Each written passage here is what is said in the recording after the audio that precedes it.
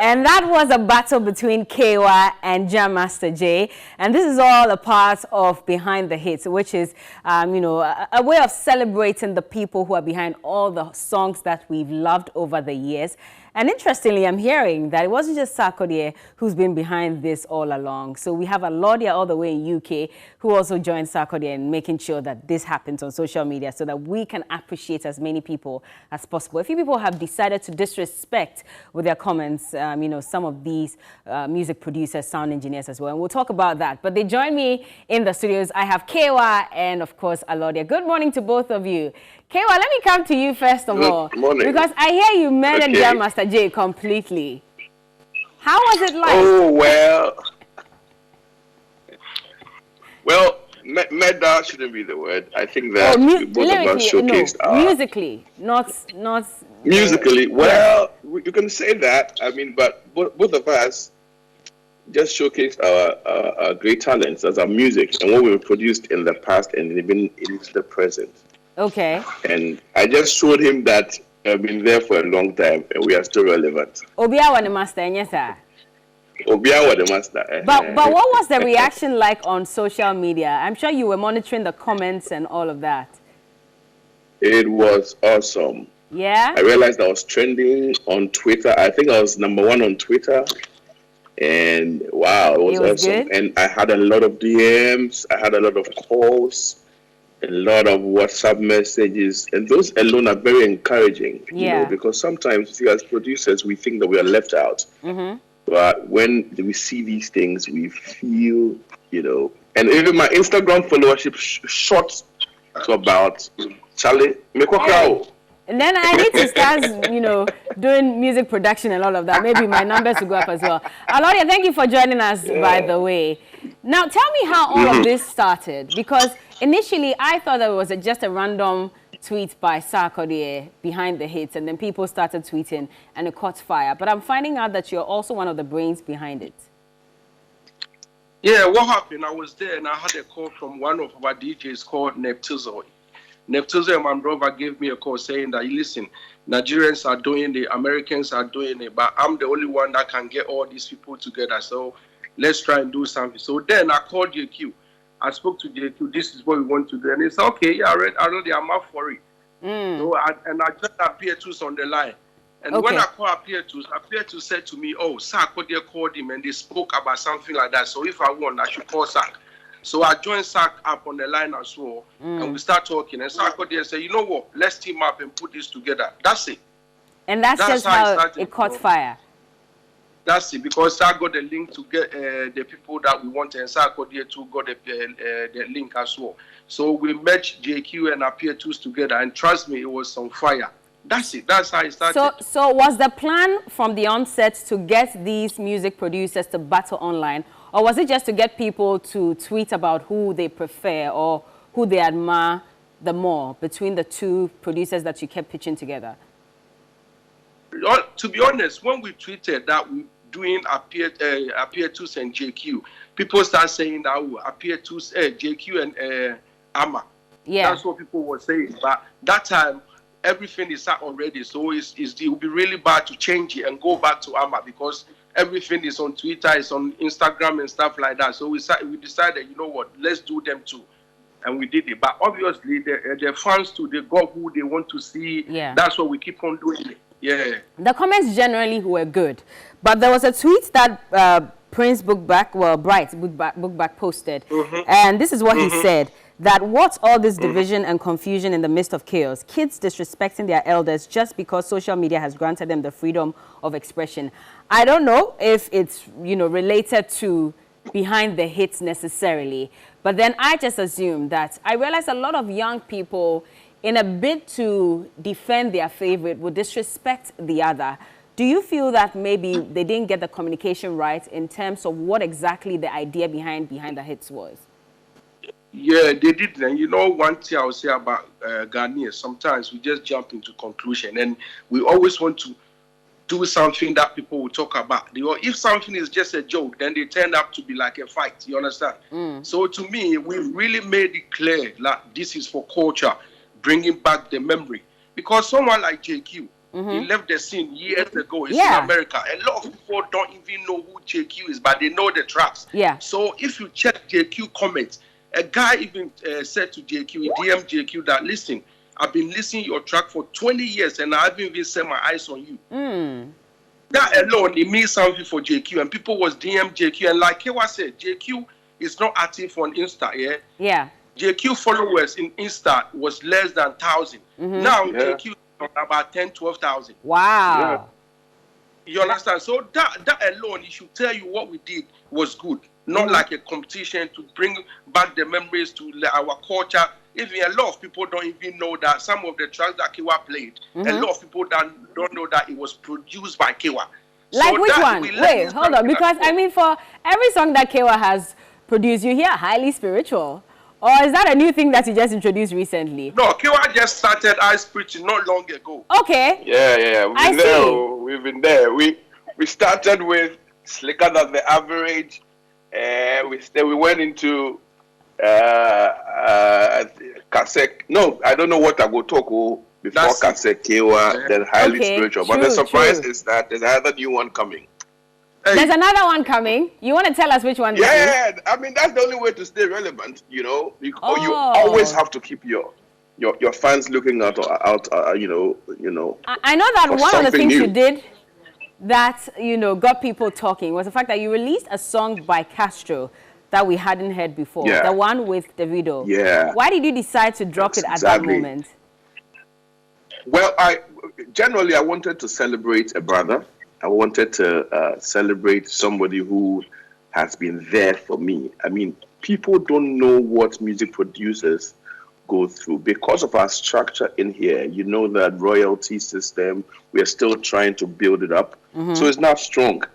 And so we have some artists who really have the producers at heart. Yeah. And one of them is Castro. And I've seen Sarkodie do the same thing. I've seen a couple of artists, I mean, hold producers, and try and help producers. And so for me, I benefited largely from what Castro did for me. If you watched my live, I presented a certain microphone that Castro bought for me way back. And I still use that microphone till today. Wow. I also mentioned that at that time, it's a one called London that now on Swagra, Castro personally held my hand to Alordia. And then, that's when I got to know about Alordia, and Alordia took me to London for the first time. Really? I had not traveled before. Even though I'd gone to South Africa, Kakrebi, but, so of course South Africa. Traveling. That's not playing with that.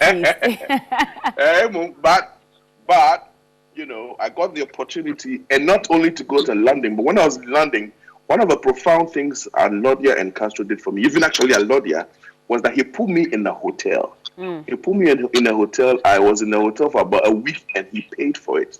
I was not going to do any show for him. I was just going there to, to see London. And I was so, opportune to have that. So for me, I don't take such things for granted.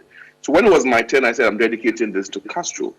And that's when I also played the song that we recorded in the studio for people to have a feel of what we've been doing. Yeah. And possibly, what the next stage is. Do you think that this has kept people busy in terms of what's going on globally and in Ghana as well? Because we're on a partial lockdown, basically. And so a lot of young people were probably looking for ways to entertain themselves, to stay active, and this came along. Exactly. Yes. I think that it has kept people busy. And then when the partial lockdown was announced, you can understand how people were very, for what's going to happen in Ghana is it's perhaps the first time something like this is happening to Ghana. So, but I believe that this has brought people jumping around and forgetting our problems. Yeah. If you can, for lack of a better word, you can say that. Exactly. Alordia, is this here to stay? So, okay, Kaywa, you were saying something. Go ahead. And I also wanted to add that, of course, that's I've heard people saying that this is bringing division. I think that's rather building the industry. It's putting producers together. And I think that is uniting us. It's uniting us, bringing us, from all walks of life to come together. And I always say that unity is necessary for progress. Okay. Unity it's necessary. And unity is also not uniformity. You understand? So we have to be united, irrespective of how we feel, how we dress, who we are, so we can push the agenda of Ghana music forward. But if you're saying it's bringing about unity amongst the people in the music industry, what about the fans? Because we're seeing some cracks. One fan says that I'm on this person's side, another fan says, I think this is better. And then they start fighting. So you realize that sometimes, even when there's beef between artists, sometimes it's not as deep as we think. But the fans take it very personal, and then they fight so much. It could even get to a physical fight as well. So what are we doing to ensure that as much as we're enjoying ourselves and trying to unite people in the music industry, we don't further deepen the cracks that exist amongst our fans? I don't think you can stop that. There's no way you can stop it. No matter what, you get a favorite. Kaywa got his favorite. Master J got his favorite. So that one, you cannot stop it. But all the time, we're trying to tell them this is just for fun. And even the UK, the people that was following in London alone is amazing. And the phone call that was saying, Alordia, what are you doing next? Who is coming on next? So after the engineers, what else are you doing? And I'm telling them, you know what? We got something else in the pipeline, but I won't tell you. So wait, let's finish with the engineers. Then you'll see what is coming up. It was something I was going to ask you. So why are you doing this? You have to tell us what it is. But even before that, let's take a look again at the final part of the battle between Kaywa and Jam Master J. And we'll come back and talk to Alordia, who, by the way, is the CEO of the Ghana Music Awards UK, and Kaywa. All right.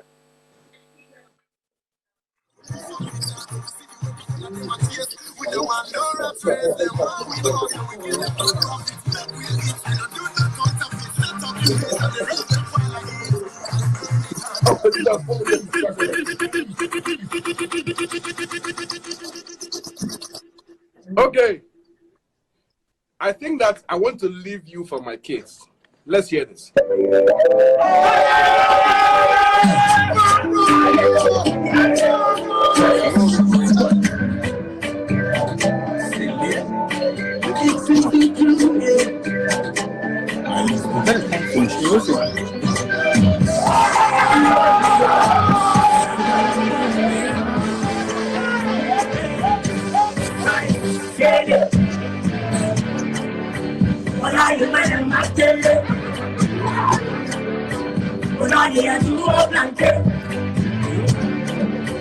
You know you looking for the day. If you see my baby,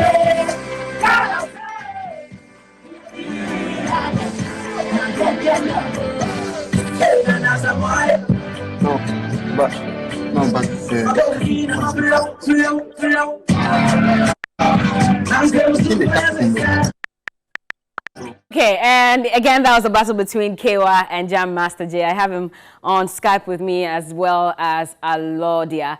And so, Kaywa, do you know what I noticed? You were not respecting social distancing in your video. Why? At a certain point, my mom called and was like, hey, social distancing. We had forgotten about it, but we made sure that we were protected. I mean, apart from the fact that we're a bit close, but we respect, the laws of Ghana. Okay. And that would not happen again. Thank you very much for that. Alordia, what is next? At least give us a clue, because we know that after a while we're going to have to progress from the sound engineers to another group of maybe the artists themselves or something. What's next? Basically, we're trying to do the DJs as well. Maybe Ghana DJ, UK DJ, that's gonna be cool. American DJ, try playing back to back, maybe 6 tracks after each other. So that's what we're putting together, because the phone calls that are coming, trust me, it's just amazing. And even one thing that I'm really happy about, some of the tracks, even the DJs, they don't have it, they can't get it. So they've been calling me, Alordia, can you get me this song? Can you get me this song? Because not all the tracks back in the days track that you can find online. Yeah. You understand? So this thing to me it's been amazing. It's been really amazing. I'm really happy that we put this together. Not for bringing somebody down or trying to compete each other. It's just having fun, bringing back memory. Because if you watch JQ and Appear to some of the tracks that them two was dropping, is just taking you back. You understand? So we're just doing it for the culture and for the love. That's all. Who decides who you pay? Is it tweets from the fans? We all decide. Actually, we got a group on WhatsApp.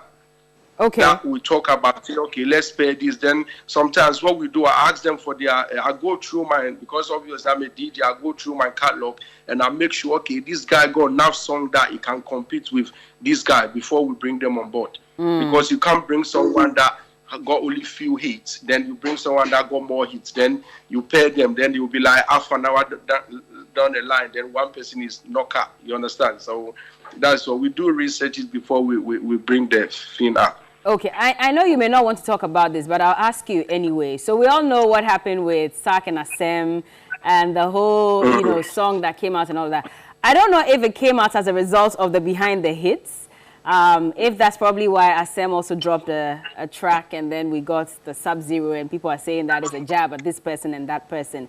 But what is your take on this particular issue with Asem and with Sark? And what advice would you give to both of them?